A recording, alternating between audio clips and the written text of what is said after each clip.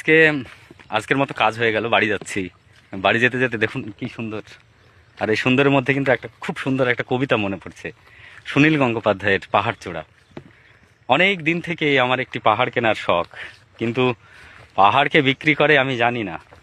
যদি তার দেখা পেতাম, দামের জন্য আটকাতো না। আমার নিজস্ব একটা নদী আছে, সেটা দিয়ে দিতাম পাহাড়টার বদলে।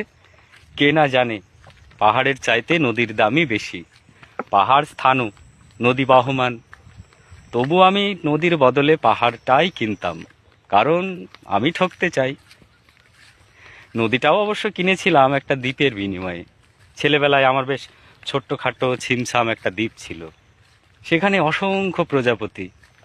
শৈশবে দ্বীপটি ছিল আমার বড় প্রিয়। আমার যৌবনে দ্বীপটি আমার কাছে মাপে ছোট লাগলো। প্রবাহমান ছিপছিপে তন্নি নদীটি বেশ পছন্দ হলো আমার। বন্ধুরা বলল, ওইটুকু একটা দ্বীপের বিনিময়ে এত বড় একটা নদী পেয়েছিস, খুব জিতেছিস তো মাইরি। তখন জয়ের আনন্দে আমি বিহ্বল হতাম। তখন সত্যি আমি ভালোবাসতাম নদীটিকে। নদী আমার অনেক প্রশ্নের উত্তর দিত, যেমন, বলো তো আজ এখানে সন্ধ্যাবেলা বৃষ্টি হবে কি না। সে বলতো, আজ এখানে দক্ষিণ গরম হাওয়া, শুধু ছোট্ট একটা দ্বীপে বৃষ্টি। সে কি প্রবল বৃষ্টি, যেন একটা উৎসব। সেই দ্বীপে আমি আর যেতে পারিনি। সে জানতো, সবাই জানে, শৈশবে আর ফেরা যায় না। এখন আমি একটা পাহাড় কিনতে চাই। সেই পাহাড়ের পায়ের কাছে থাকবে গহন অরণ্য।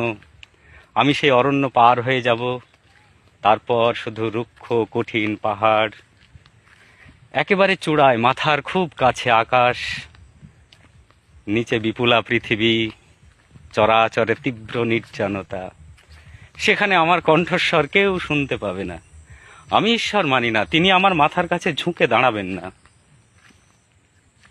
আমি শুধু 10 দিককে উদ্দেশ্য করে বলবো, প্রত্যেক মানুষই অহংকারী। এখানে আমি একা, এখানে আমার কোনো অহংকার নেই। এখানে জয়ী হওয়ার বদলে ক্ষমা চাইতে ভালো লাগে। হে 10 দিক, আমি কোনো দোষ করিনি, আমাকে ক্ষমা করো।